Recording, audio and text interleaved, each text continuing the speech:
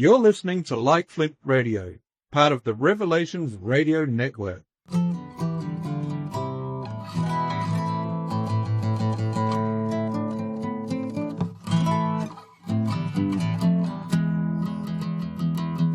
Welcome to another What Are You Reading This Week with Cliff Garner, and Cliff's joined us on the line again live from Istanbul, so to speak. Obviously this won't be live when we put it into the show, Cliff, but what are we reading this week? We got a new book because we did five episodes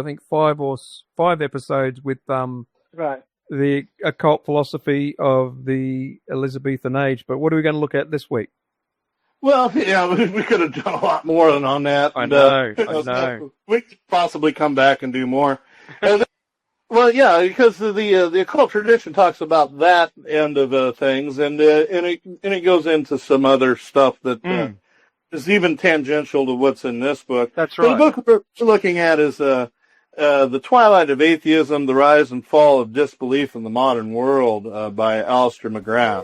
Mm-hmm. This is a pretty new book. I think it's only a couple years old. Let me check the date on it real quick. 2004. I'm sorry, It's a little older than I thought, but it's pretty timely actually. The fact is that atheism isn't what it used to be. Yeah. And Alister McGrath himself is a rather interesting fellow. Here, let me give you a little bio. Let's see. He was born January 23rd, 1953. He's Northern Irish. He's a theologian, priest, intellectual historian, scientist, and a Christian apologist. And he's on the Faculty of Science and Religion and the Faculty of Theology and Religion at Oxford. And this guy's pretty serious business here. Yeah. Downright brilliant. He started as a scientist in Belfast, focused on mathematics, physics, and chemistry, and he ended up at Waltham College in Oxford in '71 in chemistry. And from there, he worked on to molecular biophysics, and then he became Christian in the 70s. But originally, he was an atheist, and so he has a lot of regard for atheism as a religious belief and a philosophy, and he really does. It's kind of amazing how much regard he gives it, and the respect that he gives it because of the people that actually made him an atheist to begin with. You had Marx, for example, was one, and you had just some incredible minds have been atheists, over the last couple hundred years. And there's no getting around that. I mean, they have shaped our culture into part of what it is. His analysis is just so good. Reading this was a joy. It was very few books have gotten me to just turn the pages the way he does. He goes from Voltaire and the French Revolution. He goes back to the American Revolution. He goes on and talks about deism, a little bit about Freemasonry, but not much. But then he doubles back a little bit, and he starts talking about Descartes and how Descartes was trying to make an absolute philosophy that could never be contested for the existence of God. And instead it became actually a tool of deconstruction, that ultimately it was so subjective that it couldn't prove anything. So it backfired. And that because of that, there was a huge void in thinking. And that's why you had the existentialists that would come along later. And most of them were atheists. Not all of them, but Kierkegaard being a notable Christian writer. But he doesn't even talk about him. He talks more about Camus. And Camus, for me, he was a more important thinker as far as my thoughts were concerned. And then he talks about De Sade. De Sade was one of the first real true atheists to come forward. And a lot of people don't want to think of De Sade as a thinker, but he really was. A dirty mind, mind you, but that's right. But the ramifications of his story, these things were thought out very clearly by De Sade before he wrote it, and they reflected a philosophy that really he didn't so much write about as he did teach to people directly. And so what you had is a kind of an anti-Christian, anti-religious libertinism, and actually a belief in the ultimate cruelty, and maybe even trying to make that into a virtue. But really, his criticism of Christianity is actually quite good. I mean, he does see the vices of the church rather clearly, and the vices of people within it. And so his criticism and anti-clericism, this was all part and parcel of the French Revolution. And then he comes into what he calls the flowering of atheism, and this is Feuerbach, Marx, and Freud. And those three really are the epitome of atheistic thinkers that were actually, in one sense or another, extremely influential. Feuerbach himself, he was not as good a philosopher as, say, for example, Schopenhauer. But he influenced Schopenhauer directly.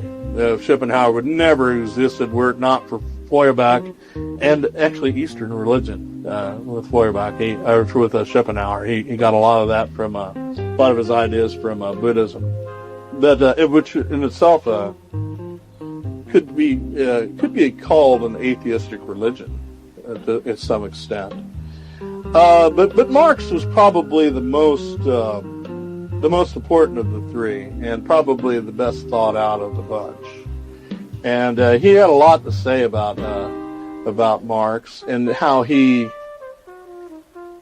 had this vision of removing religion as a factor in society as to create a new natural religion, that the natural religion would not be any religion at all. It would be absolutely atheism, and that this would be the true nature.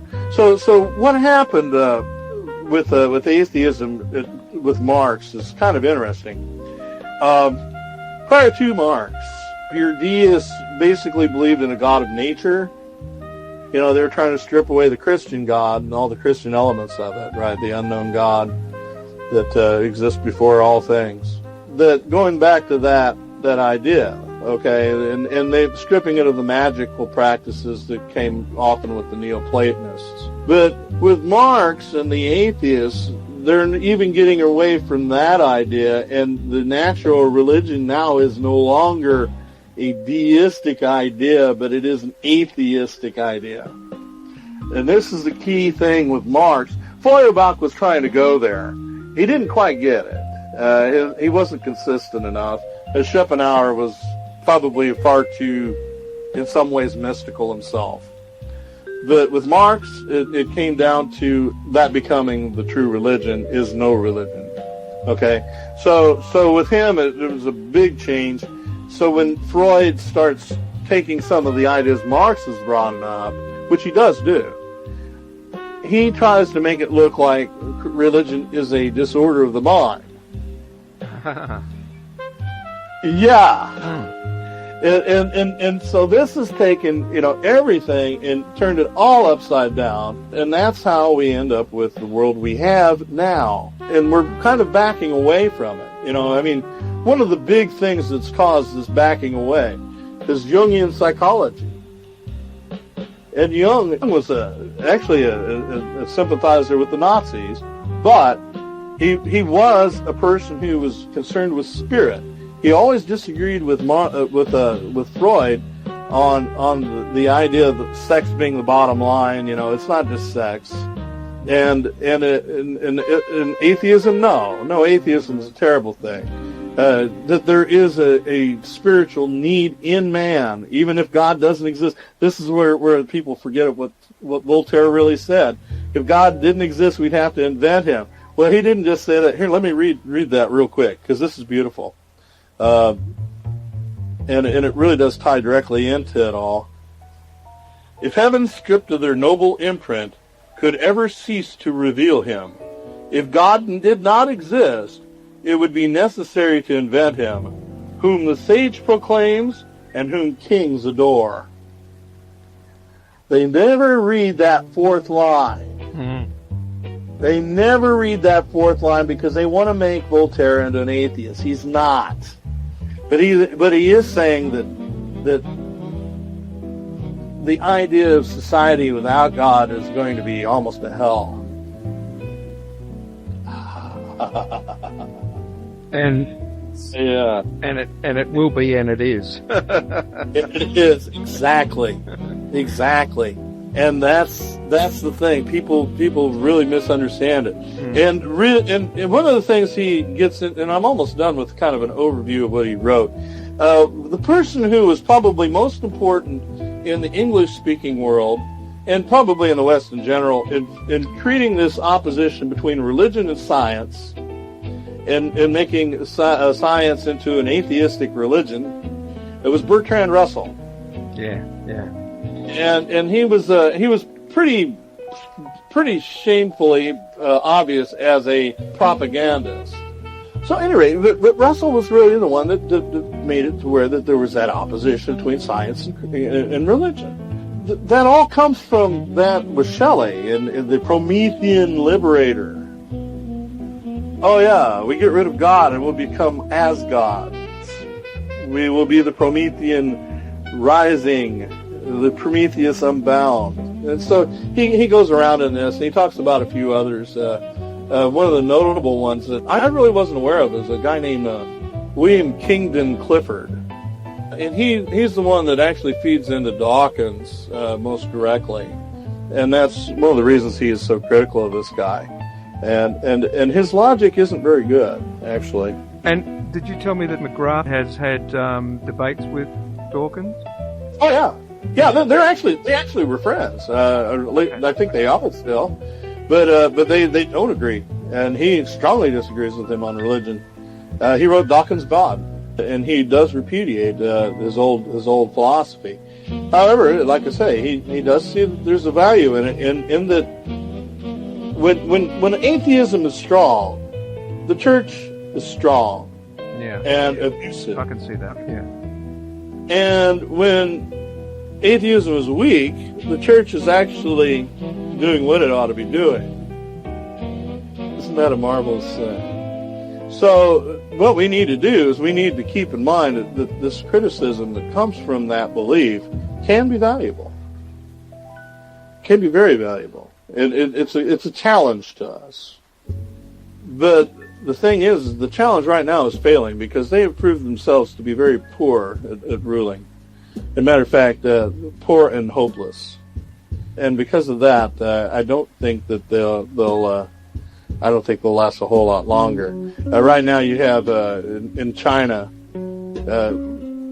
Christianity is just growing exponentially. And he talks about, and he gives other examples too, but one of the most marvelous little examples he gives is about Korea. And Korea, they started the church in Korea right about the same time they did in China, just a little bit after that. And speaking of which, one of the most incredible churches I've seen was in Beijing. It was actually done by Cardinal Ricci in the 1600s. It was Portuguese style, just beautiful, beautiful cathedral. And so the church started just a couple decades later in Korea. And the church had been persecuted. The people there were basically Buddhist. But they were, also nature religion and things like that. And they would periodically just wipe the Christians out. And but they kept coming back. And they would be about 1% of the population. But when Japan came and conquered the peninsula there, the church was about 1% of the population still, as it had been. But the people there were part of the liberation of Korea. And he had a statistic of 123 people who were executed by the Japanese on one occasion of an uprising. Out of 123 of them, 98 of those people were Christians. And so, because the church was willing to stand for something good and right, and also because it did do the things that the church ought to do, and it did suffer persecutions. The people should learn better than to persecute the Christian church. The Middle East is right now it's happening like crazy, and like I say, I think Islam's going to break. But the thing is that anytime the church is persecuted, it grows that much stronger, and it's because we teach things like turn the other cheek and to love your neighbor as yourself and things like this. So this is the gospel, and when the gospel is being preached, the church is effective. That's right. And the church in Korea has always been effective, and by the time World War II had come and gone, because the Japanese were there longer. They were there a lot longer than just that. They came over in the late 1800s. By the time they left, that the church was a very sizable part of the population, and by the year 2000, they said that it was 49% of the population of South Korea alone. They don't know how many Christians are in the north. But you know something? There's a lot of missionaries going from China, and there's a lot of them that are crossing the border in Korea. I've talked to people. I've talked to people in China. I've talked to people who've been to Korea. And I've talked to people in missions. And whatever the percentage is in North Korea, that's one of the reasons he isn't afraid to just kill them all. Well, it's funny that you mentioned that, because just last week some friends of ours came out from Brisbane to visit, and they brought a Korean missionary. She's on sabbatical in New Zealand and Australia at the moment.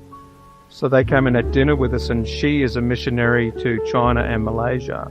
She spent several years in both, and I can confirm basically everything that you're saying, because we had a good talk to her while she was here, because her English was pretty good. Because our friends have been to Korea, I think 3 or 4 times, and they teach English there in a Christian setting. So I can confirm everything that you're saying. But so this is going to make for a very interesting discussion here. So let's get into this, Cliff. The thing is that I keep talking about Christendom and how it is not necessarily directly connected to Christianity. That's right. But it is the cultural milieu of which Christianity has been in as a dominant part of the culture. And the influence of Christianity upon that culture cannot be underestimated. And a lot of atheists wish that it were not so.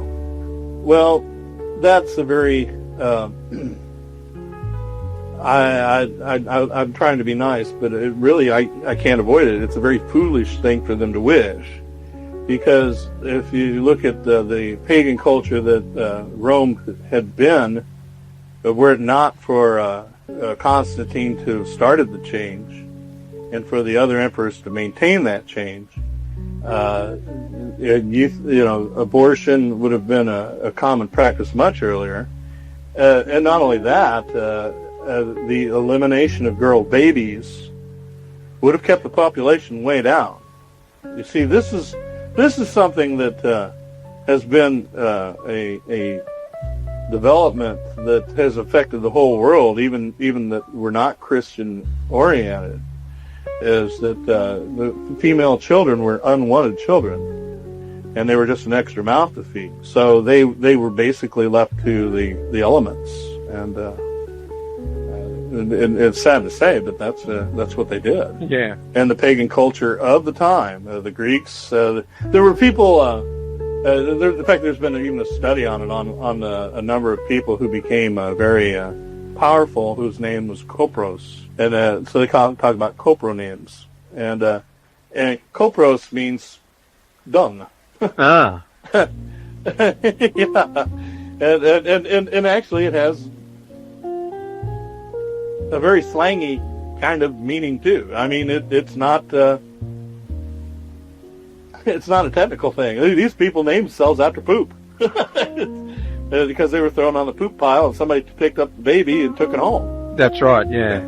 That's right. And there's been studies done on this, and this was a huge factor in the rise of Christianity. That they were saving children, and they were not killing females. So little by little, the population of women. Well, guess where they were?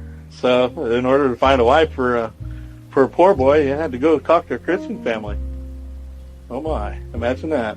So the thing was that eventually the Christian Church was going to become a huge factor in the civilization of Rome, and which includes the Middle East and also Greece, because simply the fact of women and the fact that they were growing in that manner. There was never an issue of saving life. Human life was valued. Now the Jews were the big rivals in that.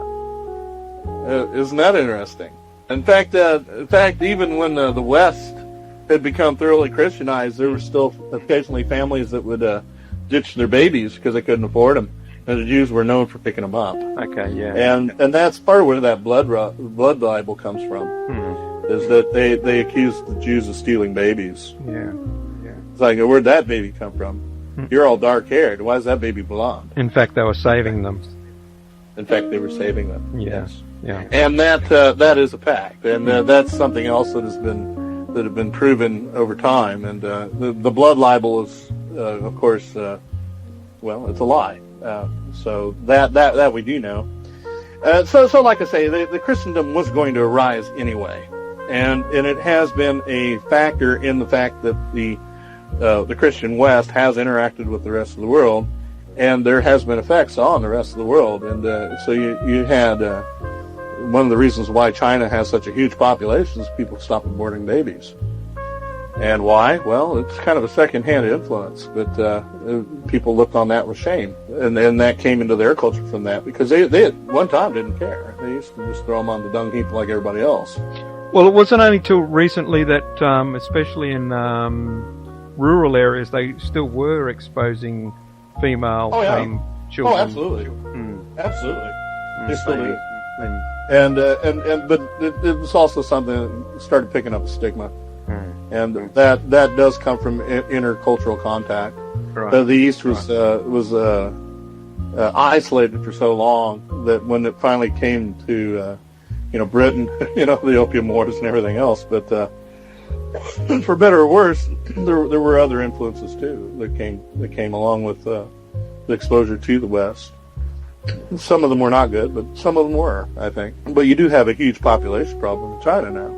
And that's part of where it comes from, is that they stopped getting rid of children, and they were making an effort towards raising them themselves. It became shameful to not raise them. Yeah. So the keeping up with the Joneses has an effect on a lot of different people and a lot of different things and a lot of different other things. But if you didn't have that, you wouldn't have respect for women, and this also came as part of the rise of the Christian West, and this is part of Christendom. And I've gotten in arguments with a certain of my extremely secular friends, and some of them are atheists, some of them are not. Some of the New Agers and stuff. But they take the multicultural kind of perspective, which I share a certain amount of that. I think it's good to be aware of and respect other cultures, and what's his name?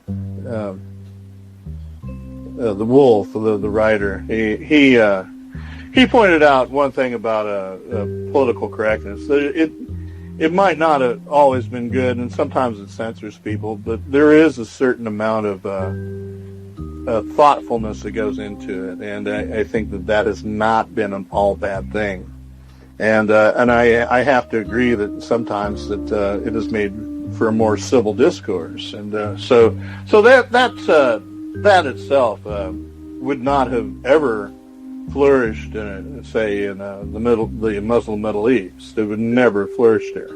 When you look at cultural influences and things, you hear people talk about the relative enlightenment of Islam, and it's true. They were relatively enlightened in certain points in time, but that was also because they were not the majority. They were ruling, but they were a ruling minority in the culture. So they really had to be a little more open-minded. Once you started seeing the Middle East more of a Muslim culture, that came with the eventual effects of the Ottomans, and their periodic persecutions and stuff really tilted the balance in favor of Islam eventually, and that's really where you see the stagnation of Islam, is that they were no longer regarding other religions because they didn't feel any need to, and this was largely from the theologians. And it's unfortunate that the liberal Islamic theology has never really taken root in the culture. This is a very unfortunate point, but it is one that has to be noted. And that's one of the reasons why, if you look in the Middle Eastern countries, that you find very few liberal theologians.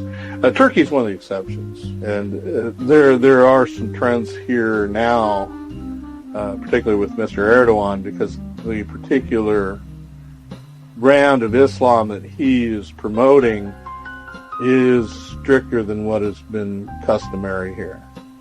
And there's a lot of people who are objecting to this.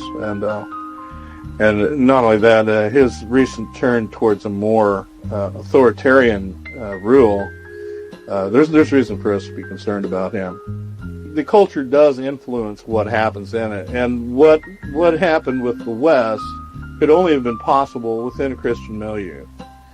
And when we look at the history of the thought, it really kind of makes sense when you start thinking that way. That you started getting people who were more open-minded about maybe nonconformity, especially in England and Germany. And you also had a certain amount of influence from the Jesuits on the Counter-Reformation. Yeah. While they weren't really open to new ideas so much, they were still accepting science. And they were making sure that there was a very pronounced difference between science and the other things. So this did promote the breaking away of certain aspects of science from the occult. And between the Protestants and they're kind of looking at people like Dee going, well, what are you really doing, Mr. Dee? There was this development in which the occult started becoming a little bit more separated away. This esoteric ideas as a body of thought. Okay, now there's we could go into a lot of digressions talking about what magic is, because magic does arise out of every type of culture, and there are people that for all practical purposes might be Christian, but they're practicing magic. I mean, it's like, well, God, what do I do? And they close their Bible, open it, and stick their finger down, and it tells them something. That's divination. I'm sorry. That is divination. So this can develop any number of ways. But the thing is, as an organized body of literature and thought, and as a trend, it started to become pushed over to the side finally. And it's being taken away from science, and it's being taken away from established religion as a general rule. Mm-hmm. You know what you're talking about now. Is this our link between? Because this is what I'm thinking, but I don't know. I could be wrong. But is this our link between that era in the medieval time, where, from my point of view, everybody had a belief, to now we have atheism as a belief? Is that what we're discussing? This is a link, isn't it? This is exactly what it is. This is the link in the chain. Yeah. Because really, atheism has always been there. I mean, there's always people that didn't believe there was God. That's right. Yes, that's right. Yeah. But because I'm speaking in generalities, but yeah. There's people that they just, I don't believe it. I don't buy it. Why? Well, I can't see him. I can't smell him. I can't feel him touch me. Okay, well, that's your business, I suppose. But that's really about all it was. It was just like a person here, a person there, maybe a group of friends. None of them believe. A lot of times criminals, they almost can't believe. It's like, well, God's not going to hurt me. But watch this. I can lean out the window. Hey, God, strike me dead. Yeah. See, he didn't do it. Yeah. Yeah. You know what I'm talking about. That's right, Well, there's always that kind of thing, But it was never really an organized movement or anything of that sort. Mm-hmm. And so when you come to his book, because he likes to do this history of philosophy and thinking, a history of thought. He goes back all the way back to the Greeks and stuff. And there were probably people who didn't believe in the Egyptian gods, and there were probably people who didn't believe in the gods of Babylon. Yeah. And we have in the Bible, it says the fool says in his heart there is no God. Well, there you go. There are people who've always believed this, but they are not really a factor in the culture. As far as it goes, most people go, yeah, whatever. And we still do that to some extent. It's like, well, we don't care what you think. Yeah. You go into a church and you say, I don't believe in God. It's like, okay, you can sit down and shut up now. We'll talk to you after the service. That kind of thing. But generally speaking, most people don't care, what other people think, especially if they're in their own group that does care, about what they think. We've already got our opinion. We're not going to listen to your opinion, right? So you get a lot of that, and it really wasn't an organized movement.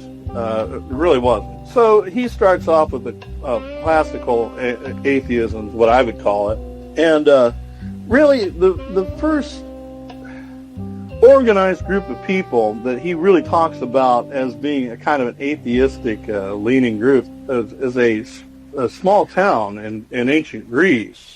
A fellow named Protagoras. He set out laws that would govern the city-state of Thurioi in 444.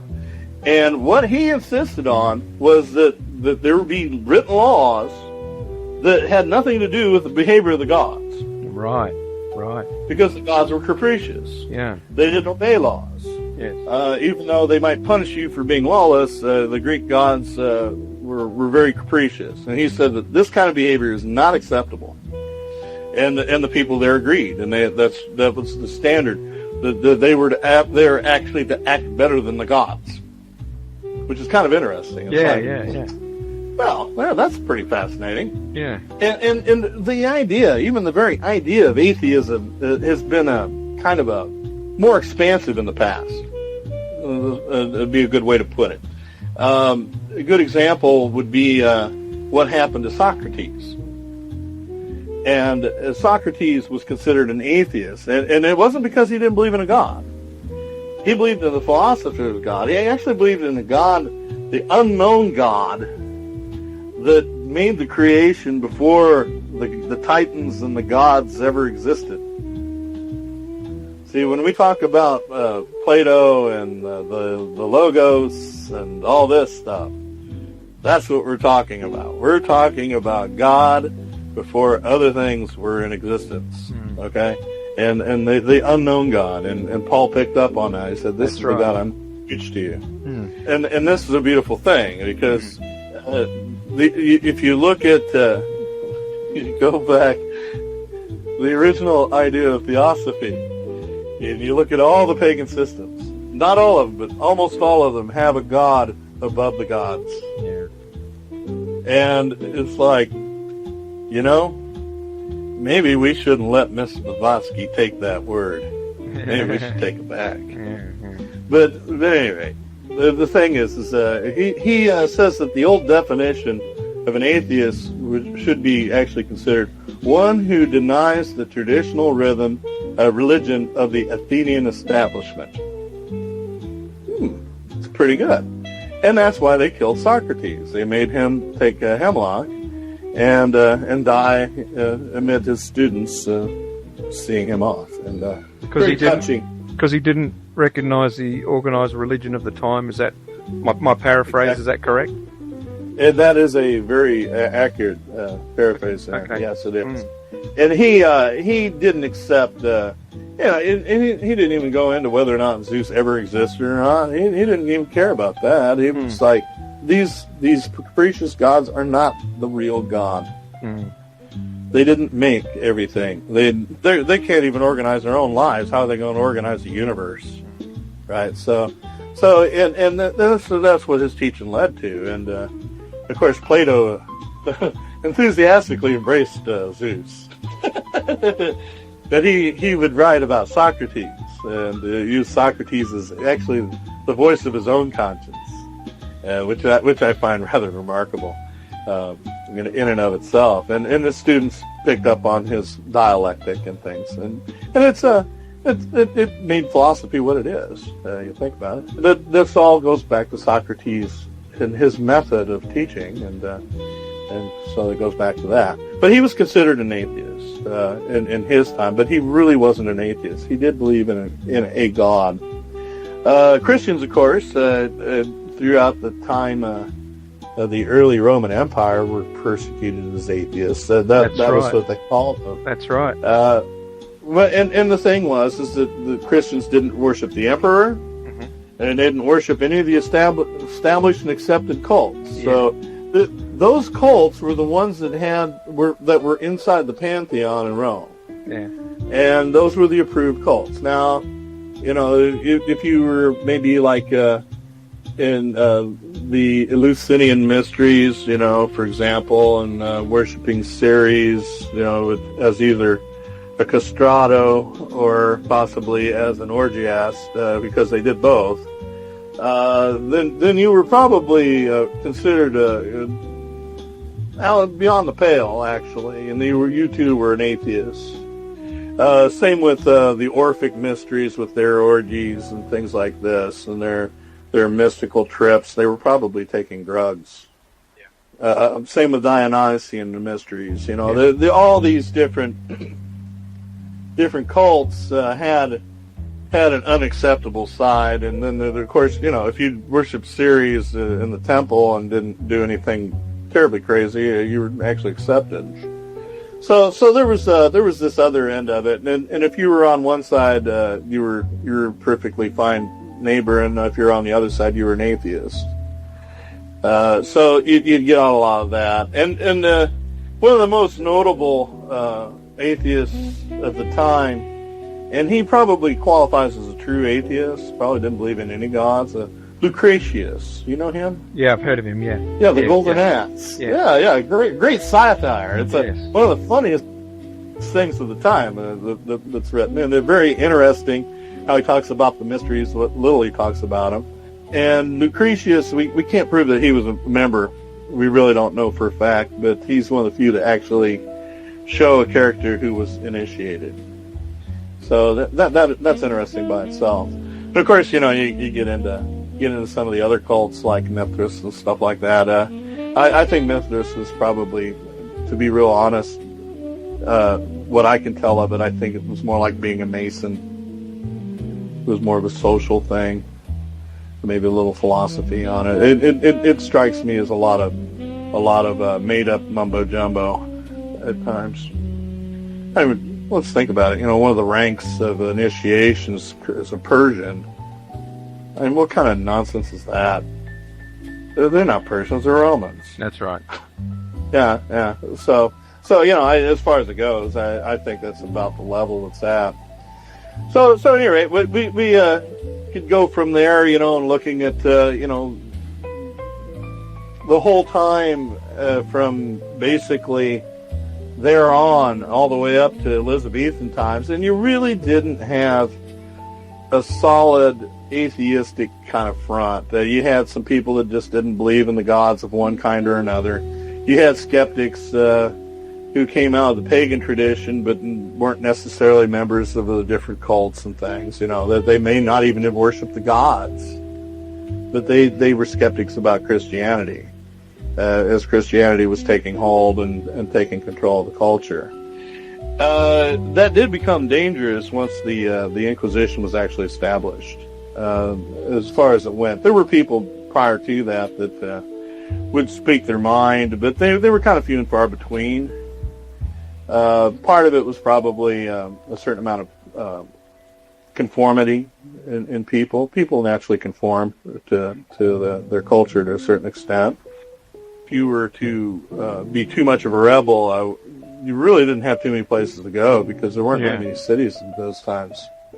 The early part of the medieval era, the Dark Ages, as they call it, it was actually a time where serfdom was taking deeper root, and people were more and more tied to the land, and they weren't even capable of envisioning a world beyond the horizon. So the ignorance of the average person was really what you were getting. And the people that did know were the ones that had wealth and a horse, among other things. So you didn't really have as much commerce and things like that going on. It just really contributed to a kind of a stasis in the culture and really a stagnation. Once you get around about 1,000, you start to see the Western world come awake again in certain ways, where the cities were starting to revive and people were starting to go back into commerce. There was more and more people were leaving, running away from the farms and running to the cities and learning a trade and things like that. So you were getting the beginnings of Is that the call to prayer there, Cliff? Huh? Is that the call to prayer there in the background? Yeah, it sure is. Yeah, that happens every couple hours. Yeah, I recognize it. Yeah, I really don't notice it, to be really honest. Now a little while back, it was a little worse than it is now. But there's two mosques pretty close to here, and one of them likes good music, and the other one I think thinks bad singers are spiritual. So it's like I got dueling muezzins, and one of them is just you just really want to shoot the speakers out. but the other one is I don't know why. I think maybe they might have gotten a new sound system or something, because I don't hear them anymore. But the good one, I can stand the good one. I mean, he's actually got a decent voice. Yeah. And the other one, this guy, he could carry a tune in a wheelbarrow. He's just terrible. But there's people of all faiths that believe that bad music is spiritual somehow. I don't get that one. I really don't. I don't get that. Well, before you grab your rug and head off to prayer, we'll just get back to that was a joke. It was a bad joke. Yeah, I'm not going to leave that one in. I'll cut that out. That's okay. No. Actually, it's kind of funny. But what you had though was that most people were pretty fervent in their beliefs, and then you had by about 1150 is when the Inquisition started. So the Inquisition shut down any discourse along that lines in a big way, and with the wars going on with the Crusades, there wasn't really a whole lot of room for it anyway. Europe was actually getting behind its faith, and it was a unified front. It was unified as it ever was going to be. So that's one of the reasons we don't see anything until we start seeing the early part of the Renaissance, which starts about right around the time of Dante, late 1200s or 1300. 1300's a good date to just kind of say this is the beginning of it, but it's actually a little before then. But with Dante's the first real major thinker that comes out, and he is one of the people calling for Reformation. And that's where you start getting with more of a pre-thought, more just all kinds of ideas start popping up, and it's a very productive time, really, intellectually, for people. And even the Catholic countries, in fact, especially the Catholic countries, Italy was where the Renaissance was really flourishing, because that's where you had Venice, you had Genoa, you had Florence. I mean, all these great trading cities. They're going everywhere. They were doing deals with the Egyptians. They were doing deals in Morocco. Those are Muslims, You also had Spain was an intellectual center once again. So you had a lot of this already flourishing even before the Reformation. But when the Reformation came, that's when it all kind of hit. And you see some really wild things start to pop out. You get the Anabaptists, right? And some of the Anabaptists are, practicing some kind of almost occultic group sex kind of thing. And it's like, where's that come from? Yeah. Well, these kinds of ideas were there. It's not like they weren't there, but now all of a sudden, the lids come off and it starts to come out. And so you get a little of this, a little of that, a little of the other. And you do have some people that are actually not talking about Christianity. One of the first ones, in fact, probably one of the most important ones, would have been Giordano Bruno. And he was actually teaching a post-Christian occultist vision of the future. And of course he saw the occult and science as being one and the same. And he was going back to the Neoplatonic gods of the types of Platonic schools that Julian the Apostate was in favor of. And he's discarding Christianity. Good old Julian. Good old Julian. See, and so he's got this vision that's really completely against really what Christianity stands for. That's the reason why they got rid of him in the Inquisition. But Christians were willing to talk to him. Protestants were willing to talk to him because they were free thinkers. They were willing to say, hey, okay, I know that you don't believe as we do, but we want to hear what you have to say about science. Right, yeah. Oh, excuse me a second. I might have something in my door. Okay.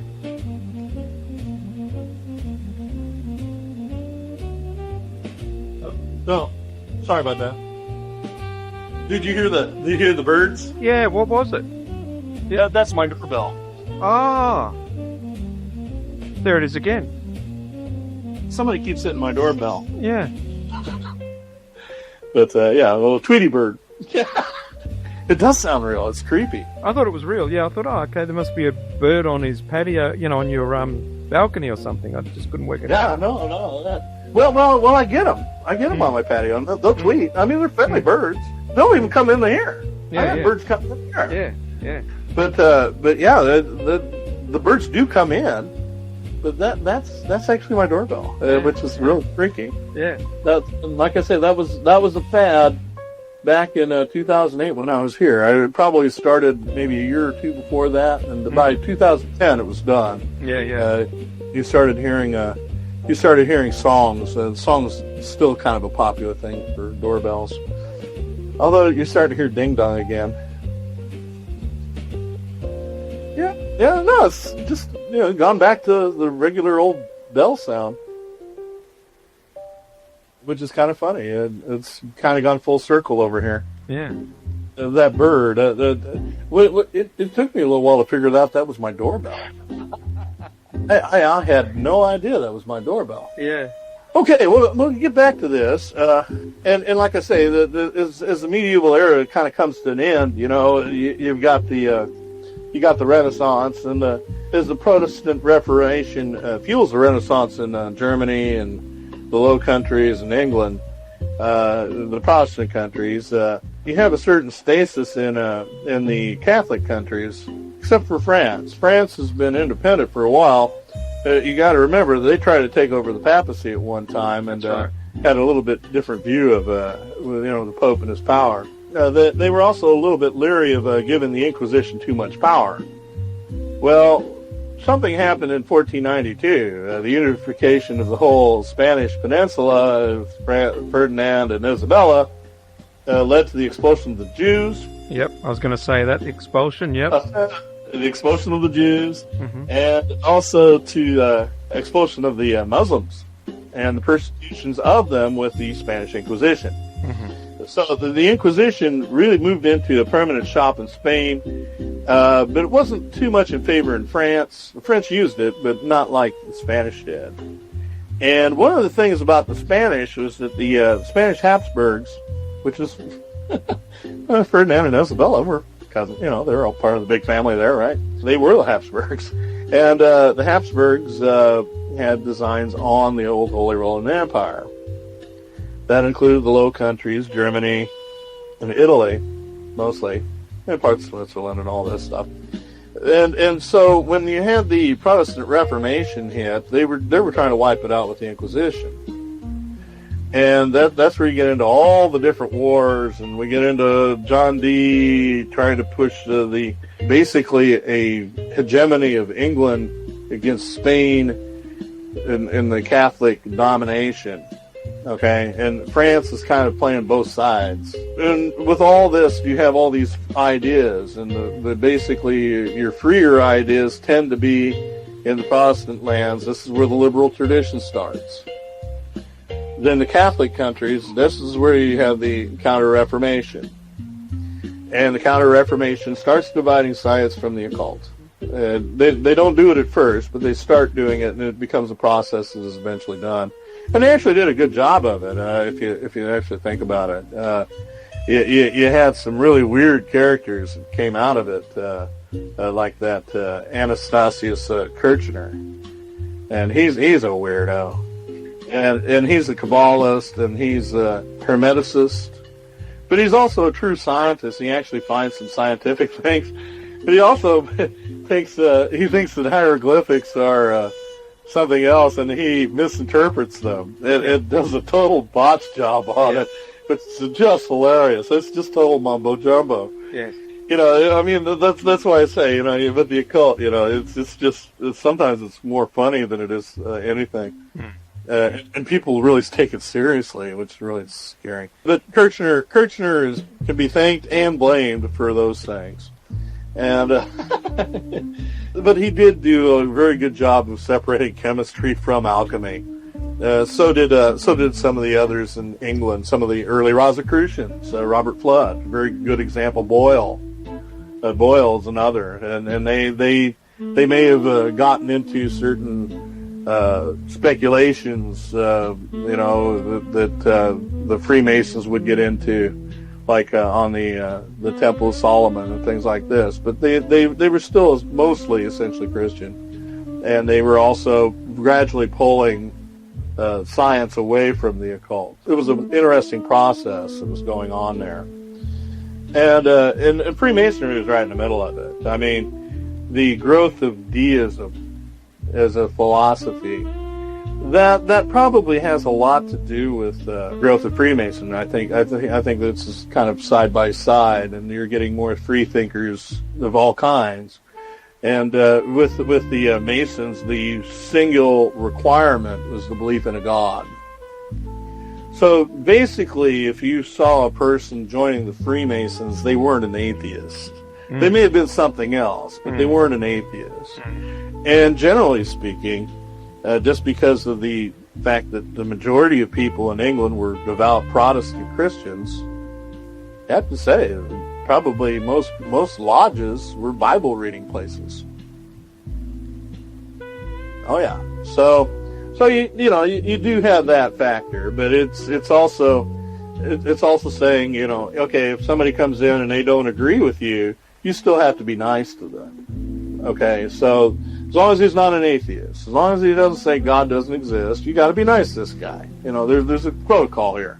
Right. And because I've done a lot of research on the Masons, what I can gather is that this was a development because the lodges that were operative lodges were actually working Mason people. You know, they're working guys that had these places where they would go and they would check in, and you know, they moved to one town to another, they'd find work. It was like a union hall. But they'd also have places for, you know, people to stay, you know, for temporary lodging, things like this. So, and that's why they call it a lodge. I mean, it's a place you could actually go stay at.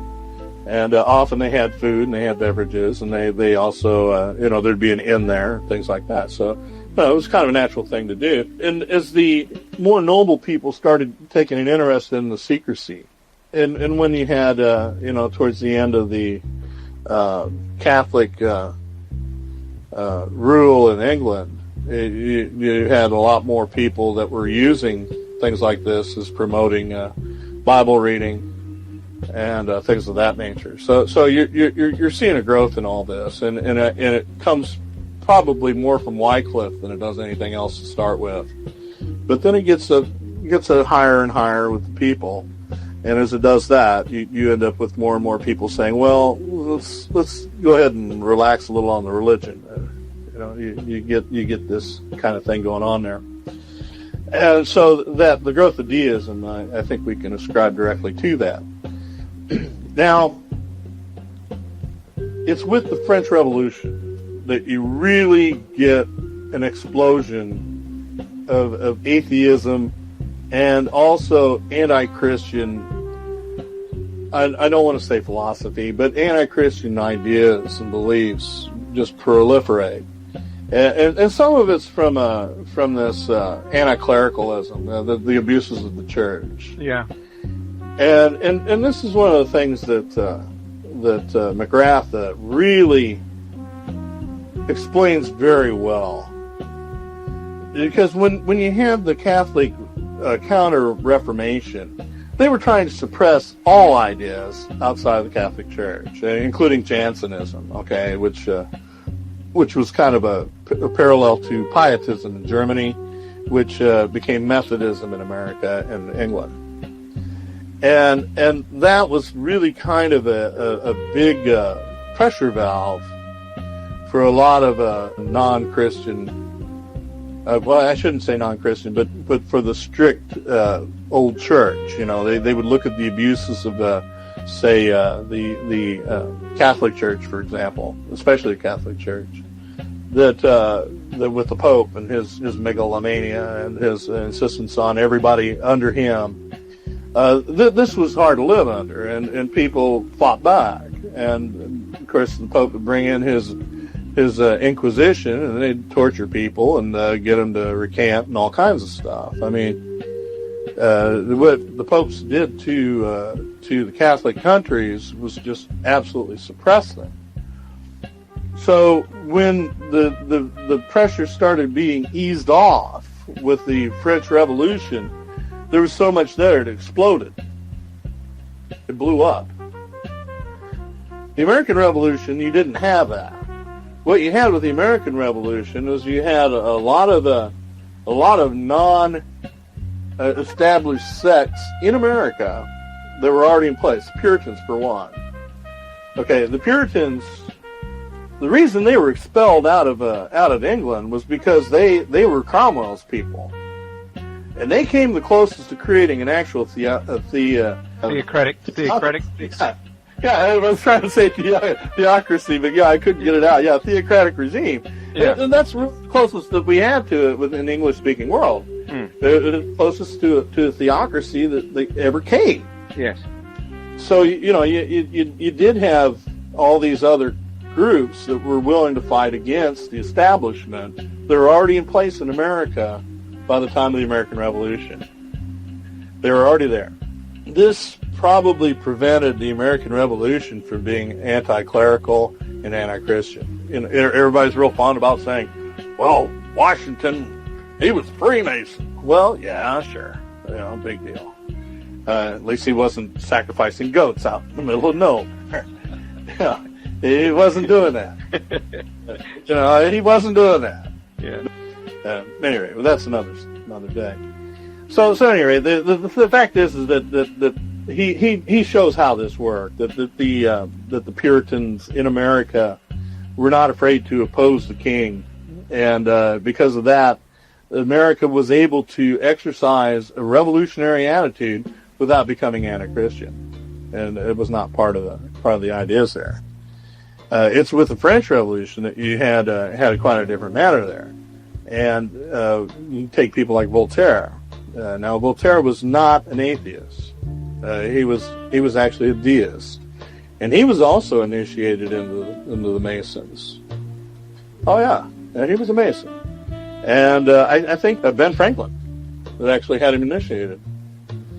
So there's these connections like that too, but Voltaire wasn't an atheist. He did associate with atheists, but he was not an atheist. And here I'm gonna resort to the book here for a minute, okay, and go into a couple things here.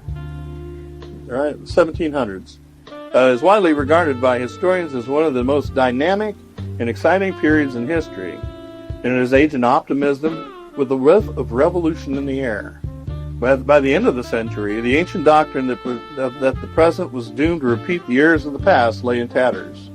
It seemed that a brave new world lay ahead, unfettered by the bounds of tradition. A rising generation could hope to enjoy a degree of freedom denied to their parents and grandparents, but they could only do so by eliminating what stood in their path. There was little doubt on the part of potential revolutionaries as to what the greatest obstacle to human progress was. The church was seen as the enemy of progress, lending a spurious divine authority to the traditions of the past and the corrupt monarchies that depended on them for what little credibility they possessed. Perceptions of the extent of this problem varied across Europe and beyond, with France witnessing perhaps the most concerted and certainly the most influential critique of both the power of the church and the ideas upon which it was ultimately based. In North America, atheism was not taken seriously as a means of social transformation. The solution there lay in a radical reform of the relation of church and state. Division. A reordering in which many see the foundations of America's rise to become the most influential Christian nation on earth. And we can thank the Freemasons for that, by the way. We really can. That was their idea. Our story, however, begins in Britain, destined to be one of the new great laboratories for testing the ideas of the New World View. And it would sprout up in England eventually, but he's going to explain why it didn't come out very soon. By the beginning of the 18th century, most British intellectuals had lost their patience with institutional religion. The English Civil War in 1642-49, which had seen the temporary overthrow of the monarchy and the execution of Charles I, was widely viewed as the outcome of a very un-English religious extremism. Memories of the Puritan Commonwealth, 1649 to 1660, the nearest thing to theocracy England had ever seen, were bitter. There was a particular resentment that had forbidden plum pudding, one of England's relatively few culinary triumphs. Plum puddings. Yeah, plum pudding. And Christmas. And one of the many merits of Charles II, who was restored in 1660, was that he was totally out of sympathy with the radical Protestantism of the Puritans, thus guaranteeing that there would be no further government-inspired or imposed religious prohibitions. Dancing, card playing. Christmas, once more, was celebrated as a public festival with plum pudding. Well, the Puritans, right? What are they? They're a Judaizing tendency. Oh, that's why they're into the Kabbalah. Oh, yes. Because yes. we touched on this in our last bit, didn't we? This topic. We touched on this a lot, just here and there, just kind of getting around. But this is what happens, We want to say how pagan our past is. Give me a break.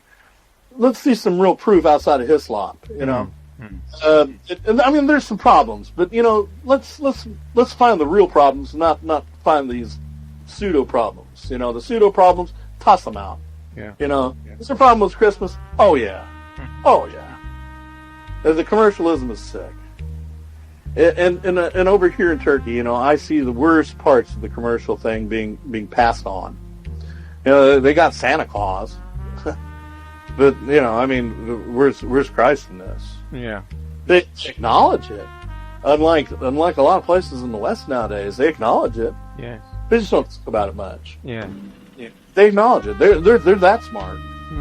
Matter of fact, I talk to people from Syria and stuff, and some of the people over there celebrate Christmas with their Christian neighbors. Let's get over it, people.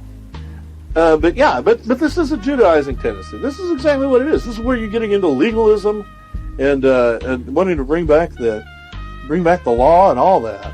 Well, and I for one am standing by it. I want plum pudding for Christmas. Yeah, exactly. Why not? Plum pudding and. Yeah, for everyone. Christmas ham. I'm up for ham. I'm really up for ham. I've been here too long. Matter of fact, I'm thinking ham and bacon for every meal for about 2 weeks. Pork chops. This thick. There you go. When we look at what's going on here, the Jews have been expelled from Spain. Where are they? Well, Germany, Holland, Belgium, Poland.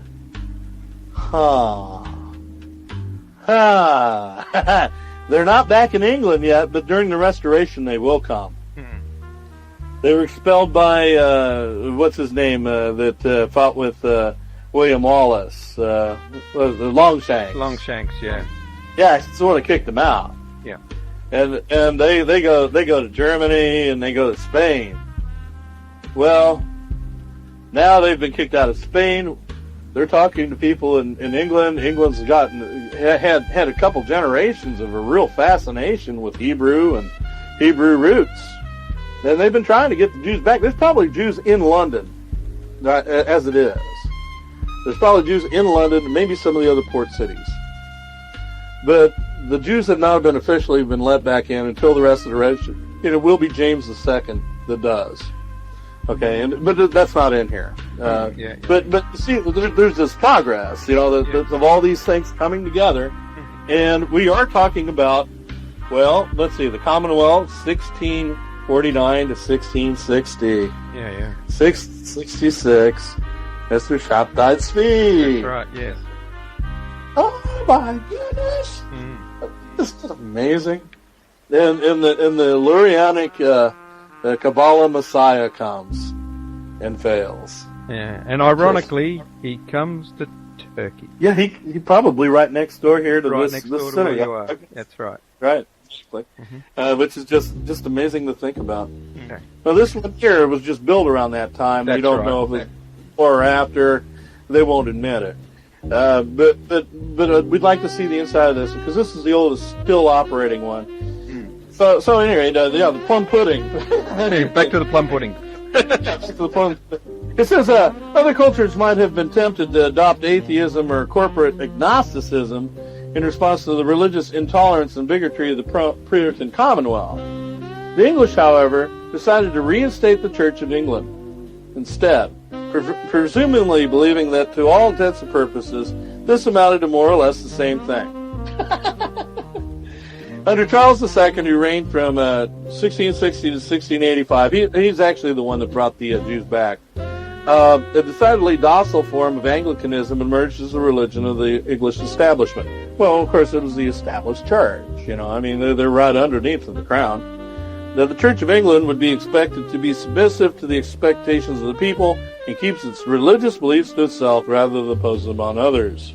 And again, we see the milieu in which the Freemasons will arise in about 1717? Yeah. I think was the first Masonic charter. Something like that, yeah. So about 30 years later. Yeah. Charles II, however, proved far less religiously compliant than the English expected. On his deathbed in 1685, Charles confessed himself to be a Roman Catholic. So that's what caused all the problems. This fueled a fresh religious controversy which threatened a new civil war in England. The real difficulty was that Charles' son James, Duke of York, had become a Roman Catholic in 1670. Having just managed to extricate themselves from the excesses of Protestantism, the English Parliament was in no mood to have to deal with its diametric opposite. In 1679, in a desperate attempt to avoid engulfing England into a new religious conflict, the House of Commons declared that the House of York was excluded from the succession to the throne. The House of Lords, however, and a lot of them were Catholic, promptly overthrew this act. Charles II was succeeded by his son, who, as James II, promptly openly confessed his Roman Catholic faith. James's decision to appoint his own choice of Roman Catholic favorites to prominent positions in the state, army, and universities prompted widespread concern and gave rise to furious rumors of a plot to convert England to Roman Catholicism. A new religious civil war seemed inevitable. And there were some small persecutions. Things like the Archbishop of Canterbury was becoming Catholic again. There were a few other things. A characteristically English solution, however, lay at hand. James II's daughter Mary had married William III of Prince of Orange, a firmly committed Protestant with a reputation for tolerance and generosity, which didn't hurt. A secret approach was made to William by 7 leading Englishmen. If he were to invade England, he could count on their total support. That's what happened. Yeah. Initially delayed by storms, William's invasion fleet sailed for England on November 1688. After landing at Torbay in England's West Country, William's army marched on London, finally arriving at the capital in late December. By then, his steady progress had triggered widespread defections to his cause, along with riots and revolts against James's authority. It was simply a matter of time before James's cause was utterly lost. In January 1689, he left England for France. William and Mary were declared King and Queen of England on February, but only after agreeing to sign a Bill of Rights that guaranteed free elections and freedom of speech. This was followed by the Act of Toleration later that year, which permitted those seeking religious alternatives to the Church of England, often referred to as dissenters, to hold their views and religious worship within the law. And the state of Maryland was created precisely because there were a lot of Catholics that suddenly didn't want to live there. Right. And some of them were being expelled because of different crimes. So, yeah, and the thing is that Maryland was the only state of the American Union that was specifically named as Catholic. Fascinating. And neither one of them were Catholic. William and Mary Catholic. Yeah. Isn't that interesting? Yeah, very. And that's where a lot of this was avoided, because France was where the real pop was going to blow up. Then it was because that there was nowhere to go. I mean, you had people like Locke, you had Hume, who came a little bit later, but even Hume wasn't an atheist. A lot of people don't pay attention to that. He wasn't an atheist. Yeah, he was a deist. He was a nominal Christian. I don't know that he was really a believer, but he did go to church. Hey, Cliff, while we're on the topic, let's discuss what a deist is, in case people don't understand what we're talking about. Deism is the belief in God, but the God is unknowable, or unknown. Put it that way. What you get with deism is going back to the unknown God, and then stripping away his identity as God of the Bible, Jehovah, Yahweh. The God as we call him. That's the Lord Almighty, right? The God of Abraham, Isaac, and Jacob, right? And the Father of Jesus Christ. Okay, so we are very specific about his identity. That's as right. Christian. Yes. Deists are not so specifically convinced of that. Not that some of them didn't believe it, actually, but they were backing away from the established church, because the established church was often seen as an obstacle to free thinking, free thought. See, this is where he talks about why he became an atheist and the things that he admired about atheists, and really the kind of things that are admirable about people who believe this atheism and actually believe it. That we respect these people because they've thought it through and they still don't agree with us. And we say, okay. And this is a really important point here. Generally speaking, nowadays people are more likely to say they're an agnostic than they are to say they're an atheist. Yeah. And that was not the case about 10 years ago. And I know you remember that, because we had to listen to all that nonsense back then. And we still hear pretty much the same thing. I've got a couple friends that say, well, you're believing in something that helps you live, but I'm a lone wolf. Oh, like, yeah, right. Whatever. Well, when I was a lone wolf, I was a predator. What are you doing? Yeah. You guys are toothless. But that's the thing. It's like, okay, whatever. We really do that to people. But there's a point where we don't want to even argue with them anymore. Because we've gone round and round and round, and it's not going anywhere. And they still want to convert you. Oh, imagine that. Yeah. Fundamentalist atheists. Shoes on the other foot, people. and that's the thing. People are more identify themselves as agnostic. Why? Because they really don't know, and they really want to have a label that resembles that.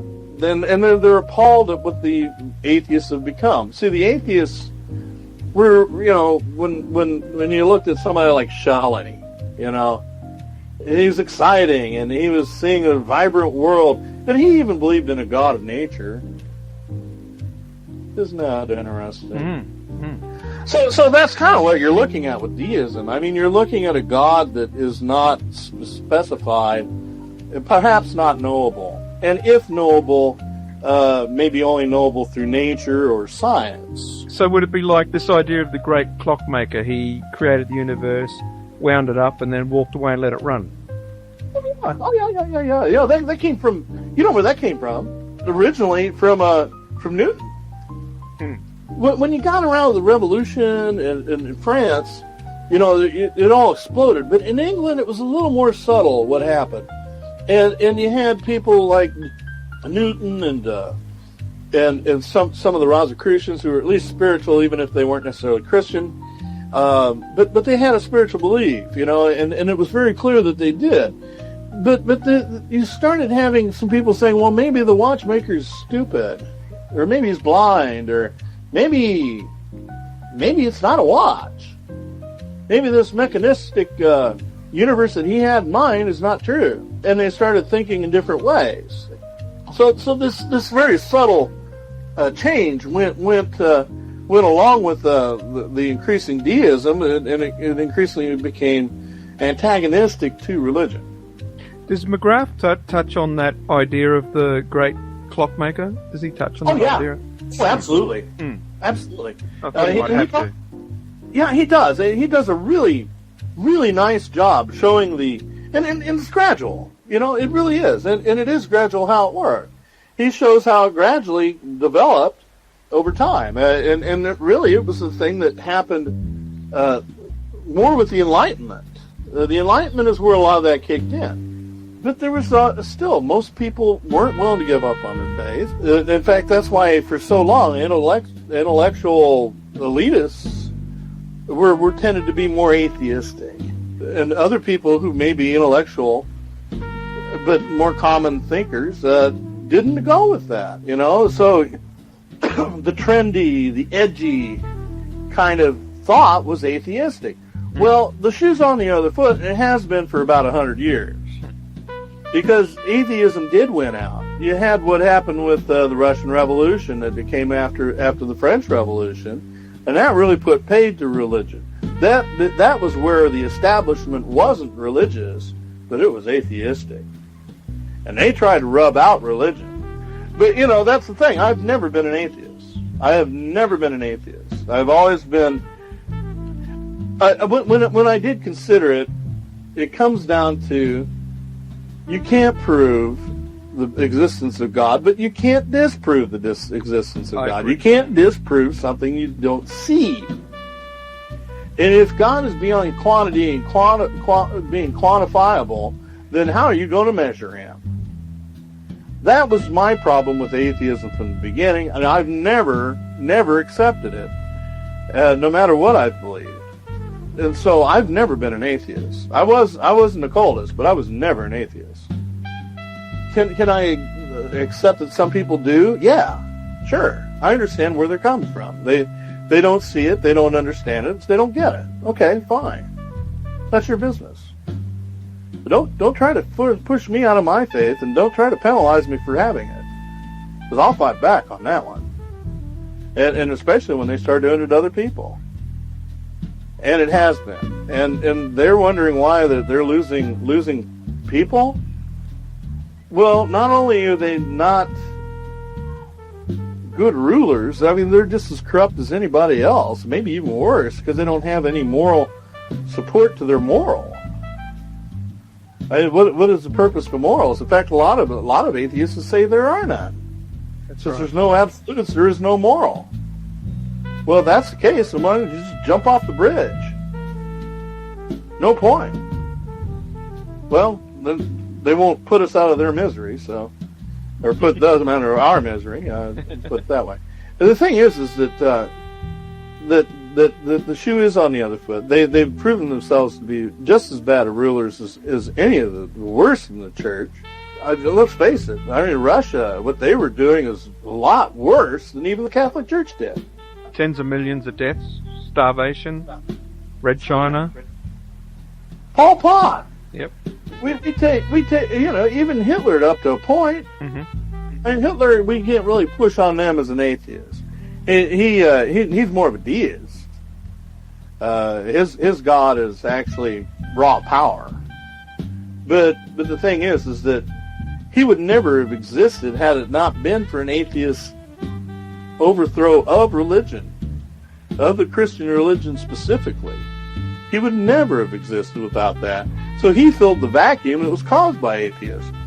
And here's really kind of where the point goes. I mean, the overall overarching reason why atheism ultimately is going to fail, it has to, is because not only does it take away the possibilities of investigating God, and which is intellectually dishonest, because they're taking away that possibility, they're denying it. Just as much as the Inquisition denied the possibility of contemplating a world without God. Not only do they do that, but they also do not offer the hope that religion does. It doesn't offer the hope. It doesn't offer the benefits. It doesn't offer the moral code. It doesn't offer really even regimentation of a person's life among certain rituals. It doesn't have that. It's empty and cold. And when you have people that are forcing an empty, vain, and ultimately cold philosophy onto you because they don't get it on religion, there's nothing crueler than to strip people of hope and then leave them with nothing. But yes, but I was going to say to you, we know that power abhors a vacuum, but I would say it's also, in my opinion, true to say that so does belief. So say we sweep aside, let's just say atheism eventually does, recede. What are we going to get in its place? Well, Does he go into that? Yeah, he does go into that a bit. And what he hopes, and his hope is, the church rises to the occasion. Mm-hmm. Because there is a tremendous opportunity. People in Europe, and look at the alternatives. The people in Europe are responding to their faith again. But if the church doesn't come in and teach the gospel of love, and where you must love your neighbor as yourself, what you're going to end up with is a kind of a vain Christendom that's going to look at upholding social values and possibly become persecuting. And I dare say that I'm afraid to say it, but there are people in Europe that are willing to jump on that. It's not acceptable. What is the alternative? Well, the alternative is a frightening possibility. This is the time for the church to come up and actually fill the gap. It's time to teach the cessation of God's wrath with us. Promote the one-to-one relationship with Christ that produces the good works, that produce the things that faith should endow us with, right? To where we do help the poor, we do help the weak, we support the weak, we defend the weak against the strong, not become the strong to kick the weak around. Oh, I agree. No. That's the thing. The church needs to stand up. Islam is a lot weaker than what people want to think. And when it breaks, it's going to be a really, really big deal. And I believe very strongly it's going to break. And it might not be long. We have to be ready. Because if we're not, legalists are. The Catholic Church with its legalism is ready. You can bet on that. They're ready to swallow the whole world if they can. That said, are all Catholics bad? No. No. But the thing is that the papacy is ready for this. They have been ready for this. They've been waiting for it for a long time. They're among the people fighting for the apple to drop. And like I say, I think that what you're going to find is that Islam's going to be one of the ones that's broken on the way. And that's my personal belief. And there's complex reasons why I say that, but I do believe that when we don't look at atheism as being as strong a factor, there's going to be some problems, because you're going to have maybe an imbalance of thought, and that's one of the things that atheism has done. It has kept the church honest. You see, a lot of people during the time of the French Revolution you have the people that were saying, well, obviously this is not the truth because it's not standing supreme, right? So they became anti-Christian. But there were a lot more people within the church that were seeing this as punishment from God for the corruption of the church. Two ways to look at the same thing. That's right. So we need to take up the gospel. We really do. We need to present it to a world that needs it, because otherwise we're going to see a much crueler world, and it's going to be so convinced of its self-righteousness that it's going to be scary. Oh yeah, and that's what I fear, and that's what I'm pretty much seeing. How does the end come? Well, he delays his coming. Maybe we need to do something to bring him here. Oh, really? You mean we should take over the world? For Jesus? I don't think so. No, not dominionism, no. No. That's not what we're talking about. No, we should be helping our neighbor. Mm-hmm. Our neighbor needs our help. That's right. Not taking over the world. We need to help. We need to be salt and preserve a world that's dying. Mm-hmm. We need to be that. That's right, salt and light. Yes. Yes, well, that's what we need to be. We don't need to be the power that grabs somebody by the throat and tells them what to do. Yeah, that's where atheism lost, and there was no end to it. Really, there's so much we could continue to do with it. This book is so good.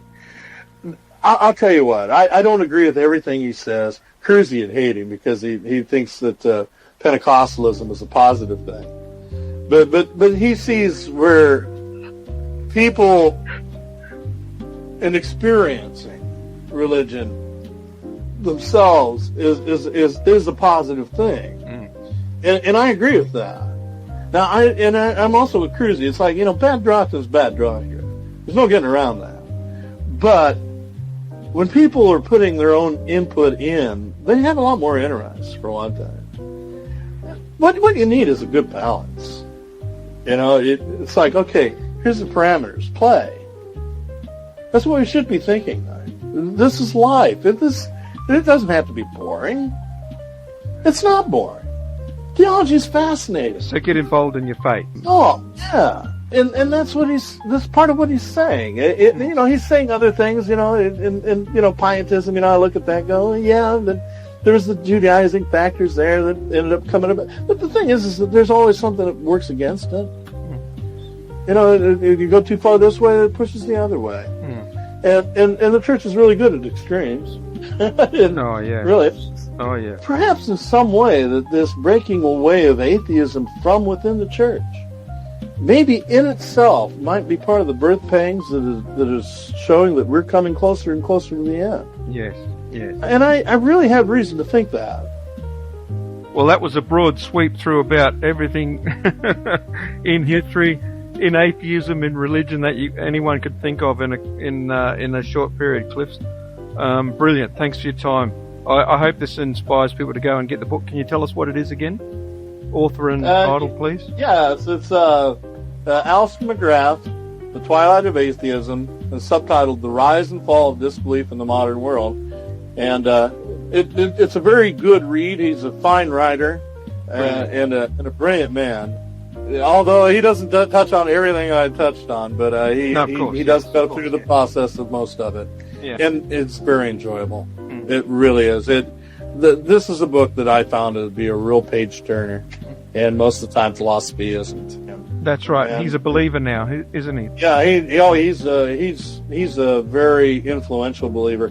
He's considered one of the 20 best professors in the world, and especially one of the 20 best Christian teachers. And I have to say, he is not hard to read. He's a delight. He's funny at times, but he's very serious, and he's also respectful. And I think that if you want to show this to your atheist friend, that actually it would be a good read for them. All right. It may give something to think about. Yeah. All right. And not only that, it gives you some fuel to actually, or some tools to work with in arguing with your atheist friends. it may be a little patience too. Thanks for that one, Cliff, and we'll catch you again either on another Flint Flake, or we'll be doing a full show with you on another couple of topics that we've discussed that I can't wait to get to when you get your materials together. Well, I'll be sitting in my library next time we do one. All right. Okay. Thanks for that, Cliff. Okay, my pleasure. God bless, mate. God bless.